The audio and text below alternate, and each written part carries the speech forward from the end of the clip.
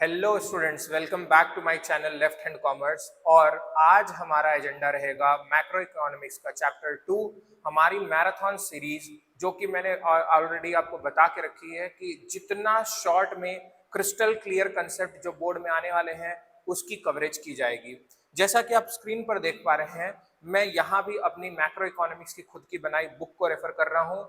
ये बुक मैंने latest pattern जो सीबीएसई का है उसको फॉलो करके और पर्टिकुलरली केस स्टडी जहां बच्चों का सबसे बड़ा पेन पॉइंट है उसको सॉल्व करने के लिए बनाया है। हमारी पूरी ही बुक मैक्रो इकोनॉमिक्स की 98 पेजेस, नॉट इवन 100 पेजेस में कवर्ड है। ठीक है, और इसमें कोई भी ऐसा कंटेंट मैंने नहीं रखा है जो बोर्ड में आता है बट यहां से गायब हो। तो 98 पेज डज नॉट मीन कि भाई कुछ चीजें उसमें से हटा दी गई हैं। इंस्टेड मैंने कुछ ऐसे टॉपिक्स या पेजेस रखे हैं जो बोर्ड तो नहीं पूछता बट सीयूईटी में बच्चों को जानना जरूरी है। ठीक है, तो विदाउट वेस्टिंग टाइम स्टार्ट करते हैं हम आपका चैप्टर 2 मैक्रो इकोनॉमिक्स का। देखो, ये कोई इंडिविजुअल चैप्टर नहीं है, जैसा कि आप नाम देख रहे हैं ना, basic concepts of macro economics. यहाँ पे ना आगे के चैप्टर्स में कई सारे वर्ड्स, कई सारे कंसेप्ट्स का यूज होगा, उसको यहाँ पर समझाया गया है ताकि आने वाले चैप्टर्स आपके लिए इजी हो जाए। तो देखो, सबसे पहला यहाँ चीज है डोमेस्टिक टेरिटरी। आज तक आप लोगों ने इंडिया का ये वाला मैप देखा है ना, ये मैप, ये हमारा फिजिकल पॉलिटिकल मैप्स है। ठीक है, लेकिन आज हम देखेंगे इकोनॉमिकल मैप ऑफ इंडिया, जिसको हम यहाँ पर नाम दिए है डोमेस्टिक टेरिटरी। यानी इकोनॉमिक्स के एंगल से इंडिया क्या ऐसा ही दिखता है या इसके अंदर कुछ मॉडिफिकेशन होने वाली है। तो देखो, सबसे पहला चीज, इसको हम, ये जो आपका दिया है ना, तो इसको मैं आपको सीधे बोल रहा हूं, this is your domestic territory, a kind of physically. ठीक है, अब इसके अंदर में क्या क्या चीजें हैं, ये पूरे मैप में बॉर्डर्स जितने भी आप देख रहे हो इंडिया का, इसके अंदर में और क्या क्या चीजें जुड़ेंगी और क्या क्या माइनस होंगी वो समझना। तो ये जो मेरा लैंड मास है, ये मैं बोला, ये जो इंडिया का लैंड मास है, इसके अंदर मुझे क्या करना होगा, यहां पर आप देख रहे हो ना, यहां से जो 12 नॉटिकल माइल्स यहां तक को हम कहते हैं टेरिटोरियल वाटर ऑफ इंडिया। तो इंडिया को अब आप क्या करो, जहां तक ये वाटर बॉडीज है ना, इंडिया को एक्सपैंड कर दो इस तरीके से, इसके शेप को 12 नॉटिकल माइल्स दूर तक। 12 नॉटिकल माइल्स इसमें और जुड़ जाएगा। ठीक है, ये 12 नॉटिकल माइल्स, इंडिया थोड़ा मोटा हो गया इधर पे। ठीक है, तो ये हो गया हमारा 12 नॉटिकल माइल्स, ये भी इकोनॉमिक इंडिया का पार्ट है। दूसरी बात, इसके आगे भी आप जब आगे जाते हो तो इंटरनेशनल वाटर्स आते हैं। ठीक है, क्या आते हैं, इंटरनेशनल वाटर्स, जहां पे चलता है मैरीटाइम जोन एक्ट। ठीक है, इंटरनेशनल वाटर के अंदर में ना कई जगह पर ऑयल के तेल निकालने का, मतलब ये ऑयल रिग्स है, ऑयल के कुएं हैं। ठीक है, इसी तरीके से कई सारे वहां पर वाटर बॉडीज में शिप्स वगैरह हैं। ठीक है, इसी तरीके से ऊपर में एयरप्लेन वगैरह ऐसे उड़ रहे हैं। ठीक है, तो ये सारी चीज भी इसके अंदर में आएगी, ये सारी चीज भी इसके अंदर में आएगी। तो ये क्या बोल रहा है कि इंटरनेशनल वाटर का सब कुछ नहीं, टेरिटोरियल वाटर का सब कुछ, लेकिन इंटरनेशनल वाटर में कुछ सेलेक्टेड एरिया, जो कि जैसे जहां पर इंडिया के लोग, अंबानी अडानी लोग जहां पर ऑपरेट कर रहे हैं, जिस लैंड मास को, जिस आइलैंड को वो ओन करते हैं, तो यहां पर मैं बोल दूं इंटरनेशनल वाटर के अंदर में क्या क्या आ जाएगा, तो आप इसमें वर्ड लिखा है फ्लोटिंग आइलैंड्स। ठीक है, फ्लोटिंग आइलैंड्स, तो फ्लोटिंग आइलैंड्स भी यहां जुड़ जाएगा। ठीक है, इसी तरीके से हमारी बॉर्डर यहाँ शेयरिंग हो रही है ना, यहाँ पे बहुत सारे मिलिट्री बॉर्डर, तो ये जो बॉर्डर है ना, ये भी इंडिया का पार्ट है। यानी इंडिया से जस्ट थोड़ा एक्सटेंडेड उनके मिलिट्री बॉर्डर्स हैं, वो भी इंडिया का ही पार्ट माने जाएंगे। ऐसे ही जैसे कि अलग अलग कंट्री में, यूएसए में ले लो, अलग अलग कंट्रीज में क्या है कि इंडिया का ना एम्बेसी है। ठीक है, इंडिया के एम्बेसी है। ठीक है, यानी आप कई मूवीज में देखे होंगे जिसमें क्या होता है, जब बाहर के देश में हमारे लोगों के साथ कुछ गड़बड़ी हो जाती है तो वो वहां पर हमारे रिप्रेजेंटेटिव, जैसे आईएफएस ऑफिसर्स वगैरह जो है फॉरेन सर्विस के, वो वहां पर उसके हेड होते हैं, वो मैनेज करते हैं कि इंटरनेशनली हमारे लोग जो बाहर गए हैं उनको कोई उस कंट्री में दिक्कत हो रही तो वो उस जगह पर अप्रोच करें। तो इंडिया का एक तरीके से फॉरेन में एक ऑफिस है, तो वो जितना एरिया में वो ऑफिस बना है ना, उतना एरिया भी हमारे इंडिया ही कहलाएगा। यूएसए में भी छोटा सा मिनी इंडिया मान लो है। और इसी तरीके से दिल्ली वगैरह में और अलग अलग स्टेट्स में आप देखोगे कि इंटरनेशनल लोगों का भी इस्टेब्लिशमेंट है, मतलब यूएसए का भी एम्बेसी यहाँ पर है। दिल्ली में मैं गया था तो वहां पे अलग अलग कंट्रीज के एम्बेसी है। तो ये समझो, अगर इंडिया के अंदर मान लो इधर पे उनका भी एम्बेसी है, लेट सपोज इधर पे उनका एम्बेसी है, तो इसको माइनस कर दो, इतना मानो कि इंडिया में से इतना पार्ट हट गया, ठीक है। इसी तरीके से उनका जो बॉर्डर हमारे अंदर थोड़ा सा आया है, जो यहाँ पे जो बॉर्डर्स हमारे अंदर ये शेयर किए हैं इंडिया का, वो बॉर्डर्स हटा देते हैं, ठीक है। यहाँ पर ना बहुत सारे इंटरनेशनल ऑर्गेनाइजेशन जैसे WHO हो गया, IMF हो गया, इन सब के भी ऑफिस हैं, इंटरनेशनल ऑर्गेनाइजेशन के भी ऑफिस हैं। तो इन सब को भी इंडिया नहीं मानते हैं, ये इंटरनेशनल ऑर्गेनाइजेशन है। तो इस तरीके से इंडिया में क्या हुआ, जो हमारा फिजिकल बाउंड्री है, यानी जो हमारा पॉलिटिकल बाउंड्री, प्लस उसके अंदर में टेरिटोरियल वाटर 12 नॉटिकल माइल्स का, ठीक है। फिर EEZ एक्सक्लूसिव इकोनॉमिक जोन यानी इंटरनेशनल वाटर के अंदर का ऑयल रिग्स वगैरह, ठीक है, तेल के कुएं या फ्लोटिंग आइलैंड जो इंडिया के लोग ऑपरेट कर रहे हैं। इसी तरीके से जो वाटर बॉडीज में ये जो शिप इंडिया के लोग ऑपरेट कर रहे हैं वो, इसी तरीके से जो इंडियन ओन्ड आपके एयरप्लेन्स वगैरह हैं वो, ठीक है। बाहर देशों में हमारी जो एम्बेसीज हैं वो, और मिलिट्री बॉर्डर्स जो हमारे हैं वो, ये सारे को जोड़ना है और माइनस कर देना है इसके अंदर से क्या, फॉरेन की एम्बेसी के जो ऑफिसेस इंडिया में है वो एरिया हटा दो, और जो हमारा IMF world bank international organization के एरिया है उनको हटा दो। तब जाकर ये सब प्लस माइनस के बाद अब मेरा इकोनॉमिक इंडिया बना। इकोनॉमिक इंडिया जिसको हमने प्यार से नाम दिया है क्या, डोमेस्टिक टेरिटरी, जिसको हमने प्यार से नाम दिया डोमेस्टिक टेरिटरी। तो देखो इसका मैंने एक सिंपल सा फॉर्मूला आपको बना के रखा है, ये देखो स्क्रीन पर आपको दिख रहा होगा कि डोमेस्टिक टेरिटरी का मतलब इकोनॉमिक टेरिटरी या इकोनॉमिक इंडिया कहते हैं, जिसका फॉर्मूला है the political boundaries, the territorial waters, the ships and aircraft owned operated by normal resident यानी हमारे लोगों का, जो फ्लोटिंग आइलैंड्स हैं वो, फिशिंग वेसल वगैरह यानी वो जो शिप वगैरह है, वो जो तेल के कुएं वगैरह है, नेचुरल गैस वगैरह निकाली जा रही वो, इंडियन ओशियन यानी कि हमारे जो टेरिटोरियल वाटर और इंडियन ओशियन का वाटर, ठीक है, एम्बेसीज कंसुलेट्स जो हमारे इंडिया के अब्रॉड में है, ये सबको मैंने यहां तक में प्लस कर दिया। और इस प्लस के बाद मैंने कुछ, अभी एक सेकंड रुकना, इसके जस्ट बाद मैंने इस प्लस के बाद एक दो चीज को आप देख रहे हो माइनस भी किया है। क्या क्या, एम्बेसी किसकी, जो बाहर वालों की, फॉरेन वालों की हमारे कंट्री में है, या इंटरनेशनल ऑर्गेनाइजेशन जैसे UNO WHO जो इंडिया के अंदर लोकेटेड है। तो ये सारे को माइनस करने के बाद हमारा डोमेस्टिक टेरिटरी निकल कर आया है, ठीक है।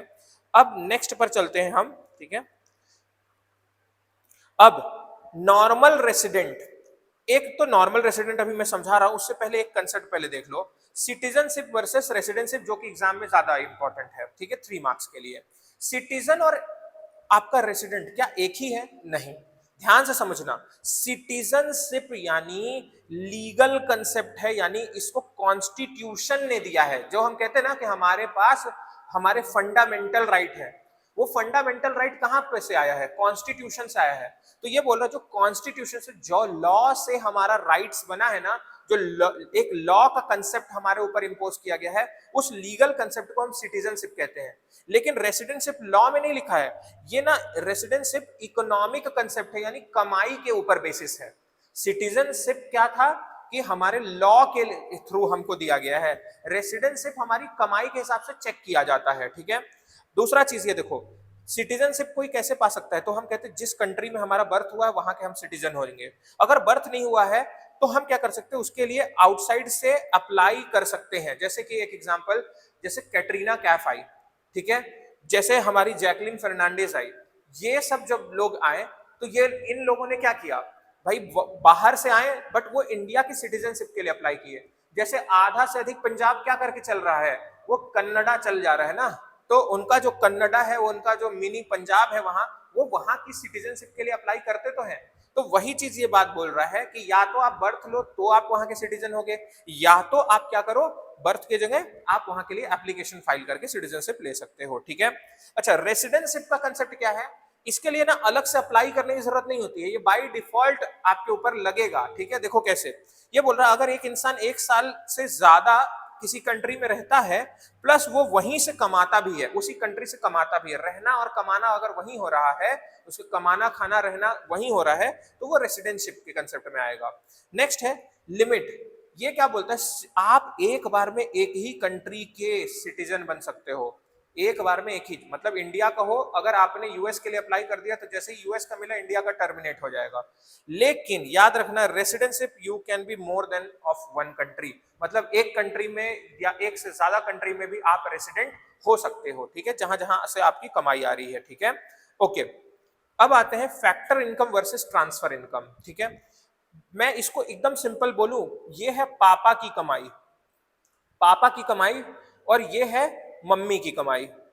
पापा की कमाई वर्सेस मम्मी की कमाई, बेटा इसको पर्सनली नहीं लेना, ठीक है, जस्ट फॉर फन पर्पस में समझाने की कोशिश कर रहा हूं, ठीक है।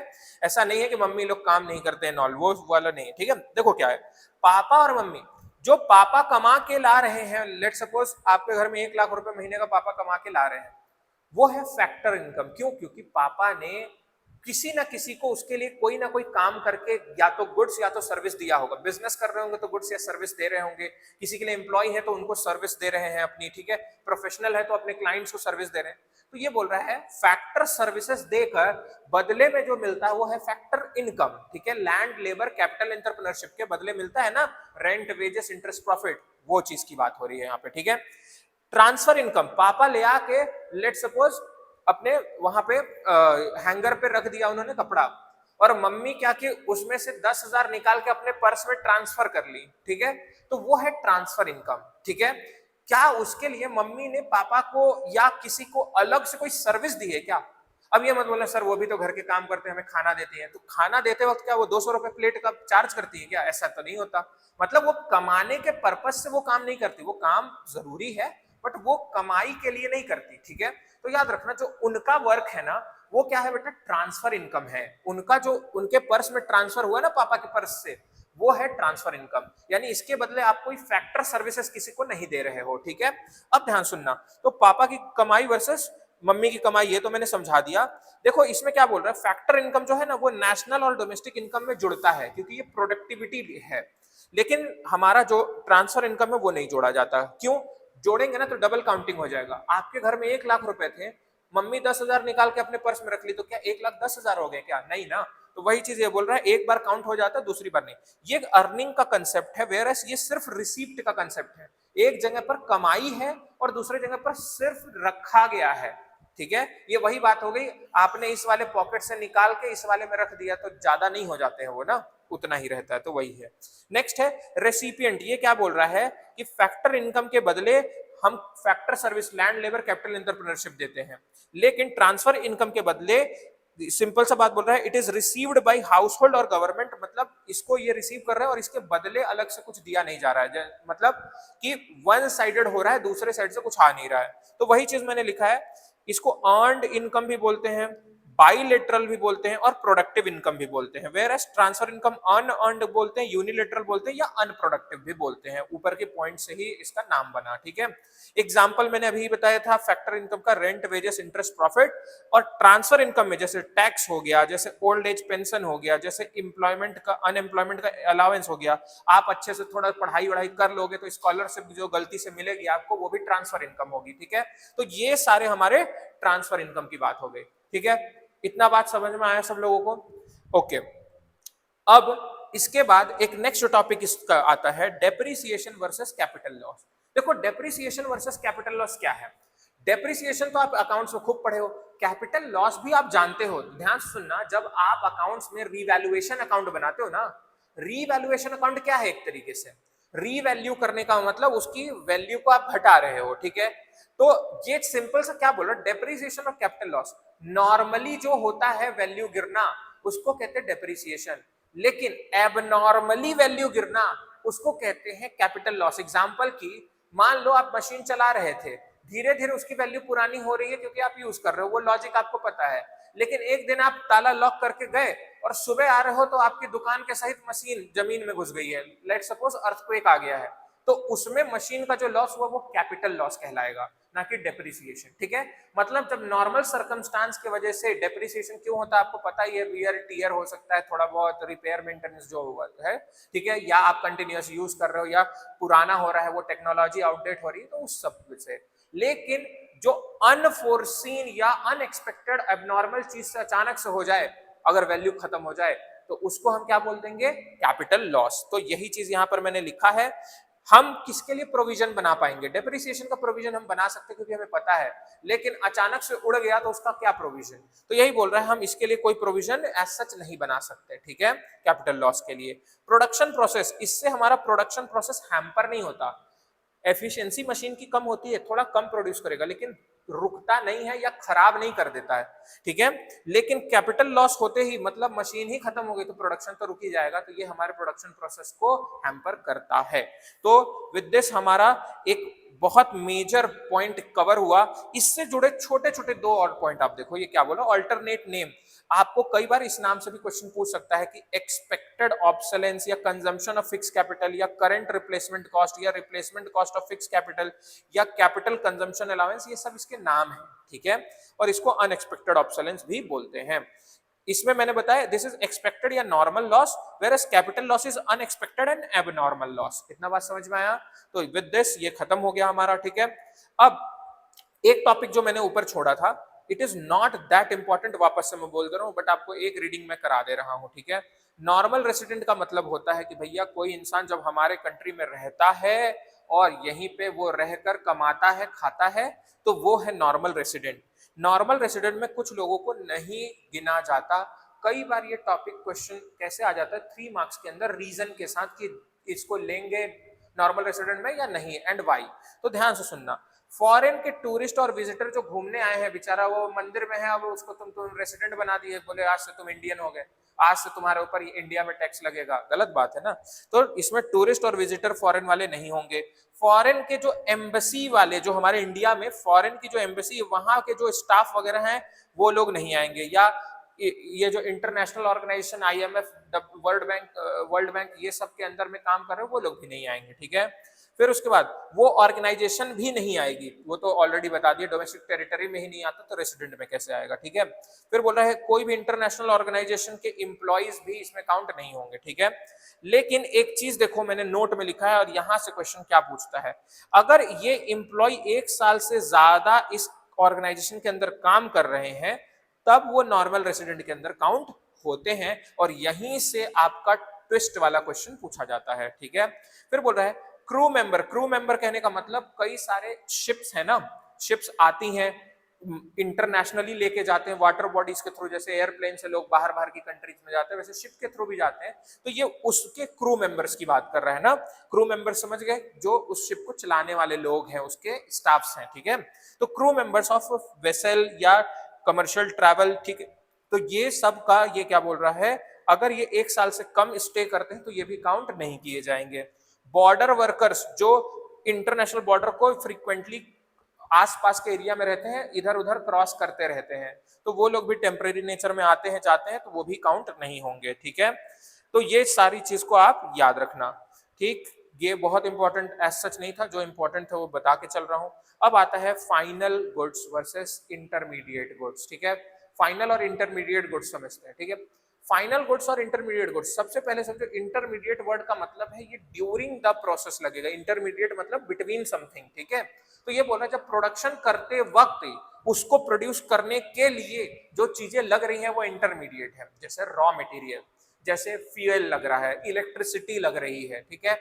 तो ये सारे इंटरमीडिएट है। जैसे मैं अभी आपको पढ़ा रहा हूं तो मैं क्या कर रहा हूं, अभी के लिए इलेक्ट्रिसिटी का यूज कर रहा हूं, फैन वगैरह लाइट वगैरह का, ये सब मेरे किस चीज के अंदर में आएंगे, ये जो इलेक्ट्रिसिटी कंजम्पशन हो रहा है ये इंटरमीडिएट नेचर के हैं।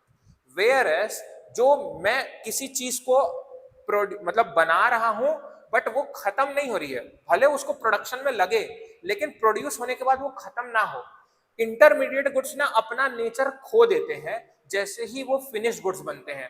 मतलब अगर मैं मिठाई बना रहा हूं और चीनी यूज कर रहा हूं तो जैसे ही मिठाई बनेगी उसके अंदर भले चीनी है, अब उसको मैं चीनी अलग से नहीं बोलता, मिठाई ही बोल देता हूं। लेकिन जो मिठाई बनाने वाले वर्कर्स हैं, एक एग्जांपल समझो, उसको भी तो मिठाई नहीं बोल देता हूं ना, वो बनाने के बाद भी वैसे ही रह रहे हैं ना, जो मशीन का यूज हो रहा है वो मशीन वैसे ही रह रही है ना, तो वो फाइनल गुड्स की कैटेगरी है। तो याद रखना फाइनल गुड्स अपना अस्तित्व, अपना जो उनका एग्जिस्टेंस है वो खोते नहीं है, आइडेंटिटी नहीं खोते। लेकिन intermediate goods once they become final goods अपनी इंटरमीडिएट वाला जो नाम उनका था, उनकी पहचान थी, वो खो देते हैं। इतना सिंपल सा क्रिस्टल क्लियर मीनिंग है इसका, ठीक है। अब देखो इसको रीड करके आपको समझा रहे हैं। फाइनल गुड्स के अंदर में ये बोल रहा है जो फाइनल यूज के लिए बनाया गया है और जो इंटरमीडिएट जो फर्दर प्रोडक्शन के लिए बनाया गया है, इससे ऑलरेडी ये क्योंकि फाइनल स्टेज पे तो इसमें कोई फर्दर वैल्यू एडिशन नहीं होती, लेकिन इंटरमीडिएट के अंदर वैल्यू एडिशन होती है। ये प्रोडक्शन बाउंड्री के बाहर की चीजें हैं, मतलब फाइनल गुड्स प्रोडक्शन के बाहर रहेगा, बाहर इन द सेंस वो प्रोडक्शन के अंदर शामिल नहीं हो जाएगा, प्रोडक्शन में हेल्प करेगा, बट वो ऑलरेडी प्रोड्यूस्ड है, खुद की आइडेंटिटी उसकी रह जाएगी, ठीक है। और ये बोल रहा है ये अभी भी प्रोडक्शन बाउंड्री के अंदर है and they will pass through various process of production, ठीक है। डिमांड, ये क्या बोल रहा है, फाइनल गुड्स का डायरेक्ट डिमांड होता है लेकिन इंटरमीडिएट का डिराइव डिमांड। इसका कहने का मतलब है फाइनल गुड्स, जैसे कि मैं बोलूं मेरे को अभी मान लो एक लैपटॉप लेना था तो ये मेरे को चाहिए, मैं लैपटॉप ही मांगूंगा। लेकिन अगर मैं मिठाई मांगू तो इनडायरेक्टली मिठाई बनाने की चीजों का जरूरत पड़ेगा, तो वो भी चीज की डिमांड होगी ना, पहले वो आएगा तब तो ये बनेगा। तो ये बोल रहा है इनका डिराइव्ड होता है, यानी they are dependent on demand of final goods, ठीक है। ओके, फिर रेडी फॉर यूज, ये पहले ही से final goods ready for use है but they are yet not ready for use, they will be made ready, ठीक है। फ्रीक्वेंसी, ये क्या बोल रहा है, we can use it again and again, not always the case but usually we can do it, ठीक है।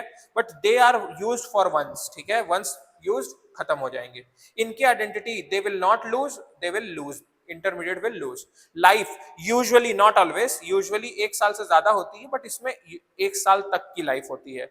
इसमें डेप्रिसिएशन फाइनल गुड्स में चार्ज होता है, इंटरमीडिएट में कभी भी डेप्रिसिएशन चार्ज नहीं कर सकते आप, ठीक है, याद रखना, इंटरमीडिएट में डेप्रिसिएशन चार्ज नहीं होता।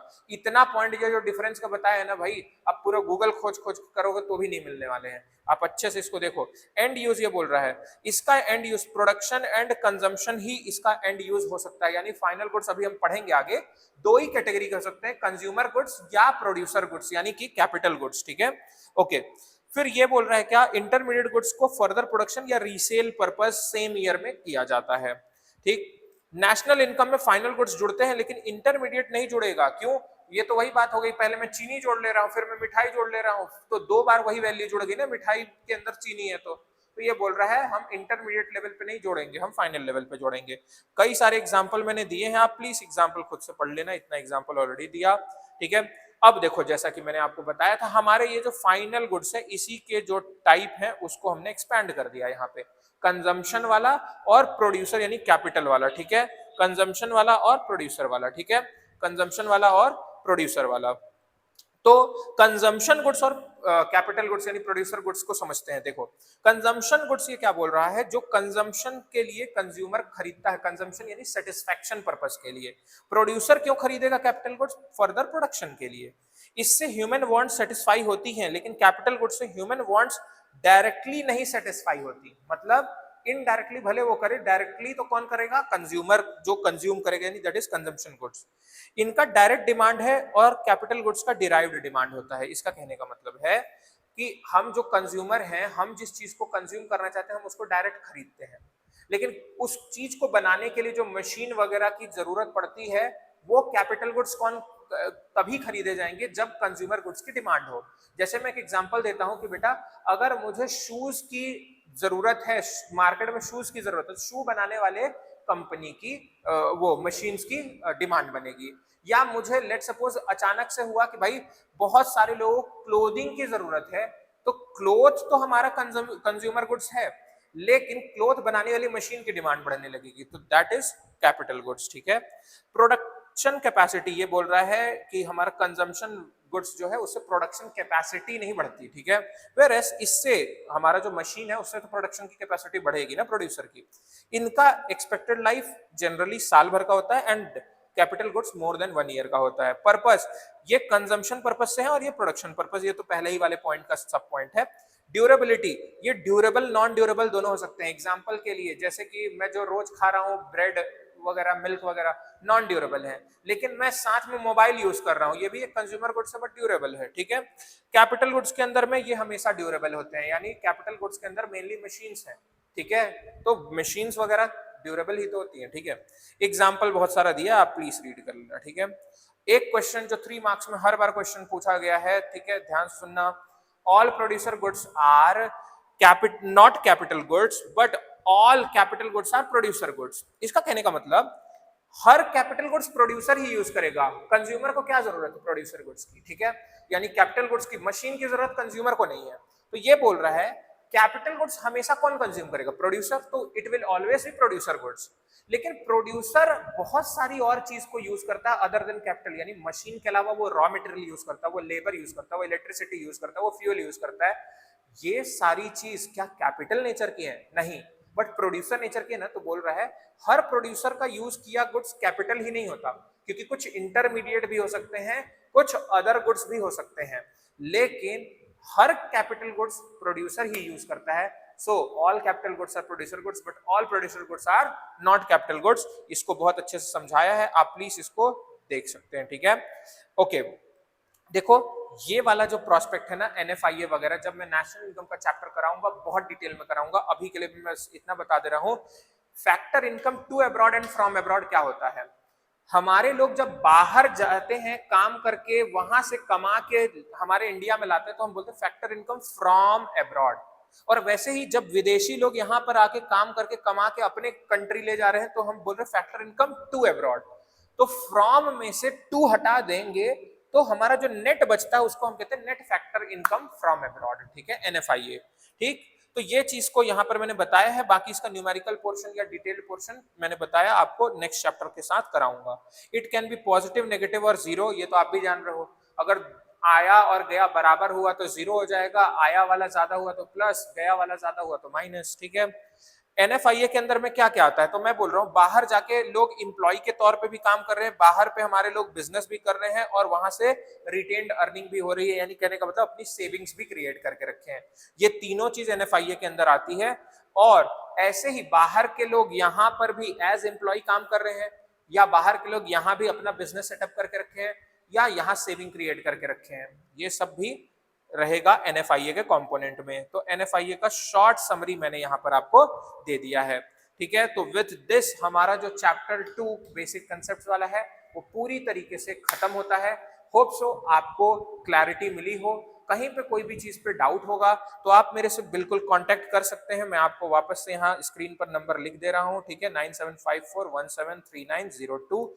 ये ऑलरेडी स्क्रीन पर दिया हुआ है बट स्टिल आप इसको नोट कर सकते हो। और मैं हमेशा बोलता हूँ आप प्लीज अगर आप क्वेरीज को रिजॉल्व करना चाहते हो तो इसी टाइम पर मैसेज करना, बिटवीन 9 to 11 PM मैं आपके क्वेरी को पर्सनली भी डाउट्स को बता दूंगा। एल्स अगर आप पर्सनली मैसेज नहीं करना चाह रहे, आप कमेंट सेक्शन के थ्रू आप कमेंट्स देना, या जिस कमेंट पर या जिस टॉपिक पर बार बार रिपीटेड क्वेरी रहेगी, नेक्स्ट वीडियो में मैं हमेशा उसको लाइव सॉल्व करूंगा, ठीक है। तो मिलते हैं नेक्स्ट वीडियो में। होप सो आपको ये चीजें पसंद आई हो। अगर पसंद आई हो तो लाइक शेयर सब्सक्राइब जरूर कर देना, ताकि मैं भी मोटिवेटेड रहूं और आप भी, ठीक है। तो मिलते हैं नेक्स्ट वीडियो में। Till there take care, bye bye.